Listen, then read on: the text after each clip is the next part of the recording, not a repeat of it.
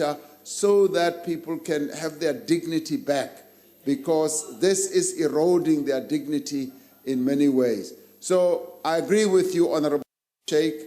We need to have a multi-dimensional type of approach to this, and thank you for that. The Honorable Mkhalipi.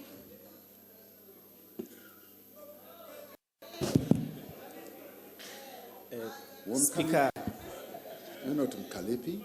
in terms of some rule, can I take this question? Please do. Thank you. Honorable President, you know, this phone doesn't have a camera. You might want to start ordering it for cabinet members, because it will save us a lot from some of the embarrassing activities. It doesn't have a camera. It can't even be hacked, this phone. Can I come maybe give it to you after, so you can have a model of what phones might be critical for honorable cabinet members? And anyway, I'm very worried about the criminalization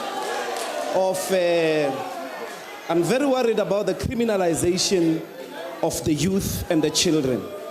The fundamental question here is, what kind of a society loses control on its children?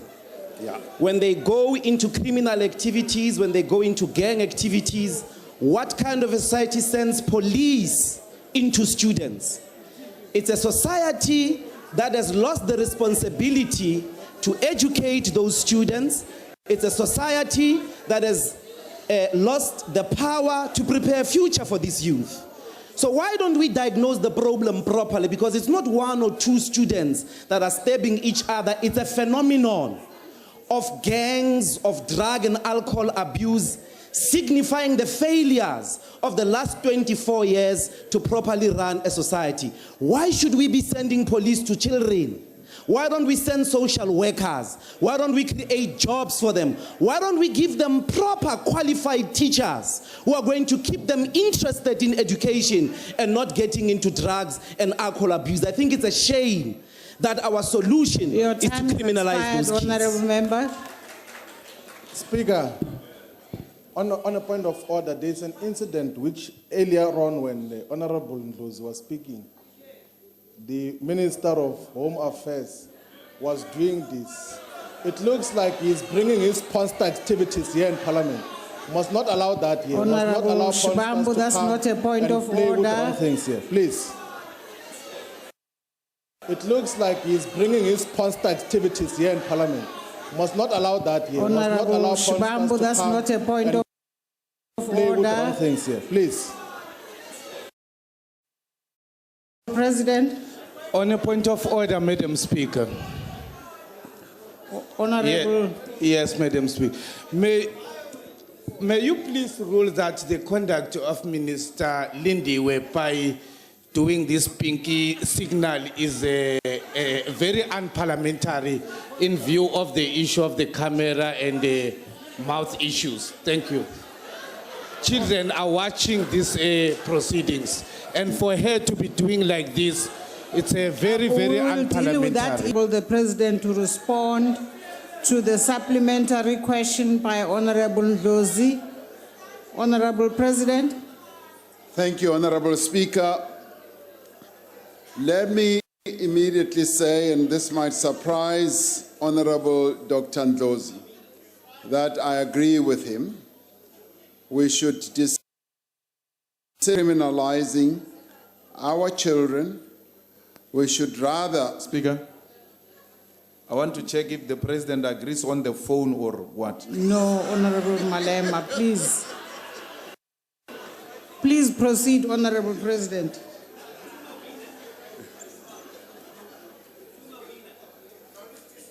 I agree with Honorable Dr. Ndlozi on the issue that he raises about not criminalizing our children and looking at this problem as a societal one, and look at it more broadly as a problem that has to do with the society that we seek to build. And this is really the core of the problem. We need to ask ourselves, what type of society are we trying to engender and to build when our children are drawn into all these activities of violence? But more importantly for me, Honorable Ndlozi, is the role that we all have as parents. Because this is not a matter where, yes, after 24 years we start pointing fingers at each other. Because the issue also is what happens at the base, at the foundation of the process of building that society, and it is in the home. It is our role as parents. What do we do with the children that Providence has given us to bring up? We bring them into this world, and how do we bring them up? Because that is where the real challenge is. And I saw it for myself, not only in Hanover Park, but all over. As you go through the length and the breadth of the country, you actually see the lack of real commitment amongst us as parents. So, Honorable Ndlozi, we should not be pointing fingers. I don't know where you were pointing your finger, either to the left or to the right, but we should remember that on this one, as you point one finger, all the three fingers are pointing at you, all of us. And if we say we should be ashamed, it should be all of us ought to be ashamed that we have children who either behave in that way in schools, but also children who drop out of school. As I spoke to a number of young people in Hanover Park, I found that easily more than 50% of those children I spoke to have dropped out of school after 9 years of schooling, and they are now just roaming around. It was broad morning when we were there, and I kept asking, why are you not at school? They've dropped out, and they're now susceptible to being drawn in by gangsters. But also in the schools themselves, as you say, we shouldn't criminalize our children. We should, yes, roll out more social workers. We should roll out more community workers, and they should be the ones who go amongst our children rather than the police. The police in the end, yes, they are almost the last line, acting as a preventative team that should be looking after society when the wheels come off. We as parents must make sure that we play our role to bring up children, and that is the type of society that we should build. And it is our collective responsibility. Honorable Ndlozi, it is your responsibility as much as it is mine to make sure that our children are well brought up and we ensure that they are not susceptible to violence in schools and drugs and what have you. So let us do the right thing as parents of our children in South Africa. Thank you very much. We now come to question number 22, asked by the Honorable Olomisa. The Honorable the President.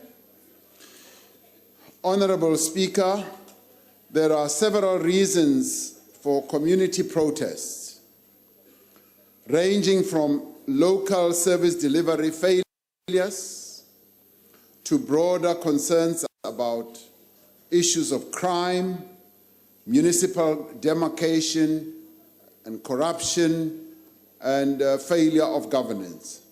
Many of these protests, both those that are peaceful and some of those that tend to be violent, reflect the severe weaknesses in our governance structures at local level.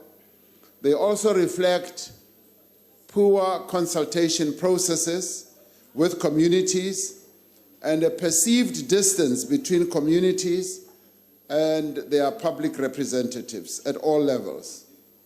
It is necessary to address the causes of these protests in a holistic and in an integrated manner. That is why national government is working with provincial and local governments to improve the delivery of services, to build and maintain municipal infrastructure, and to strengthen financial and other governance areas.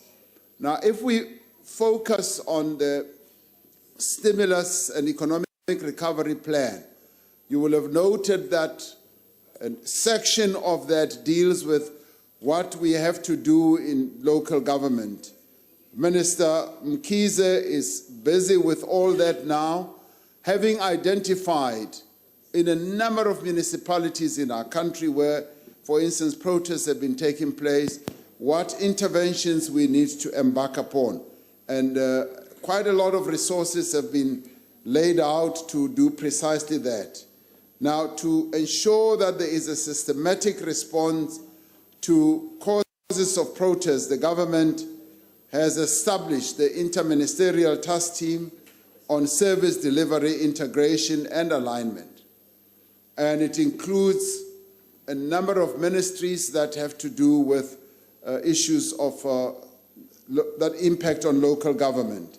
And this team has adopted an approach to enhance integrated planning as well as budgeting.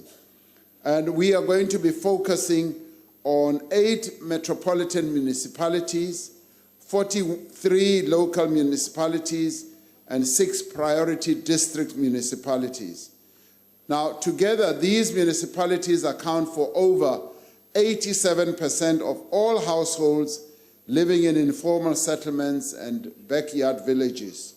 They also constitute over half of all service delivery backlogs and have the greatest number of recorded service delivery protests. We've already identified and isolated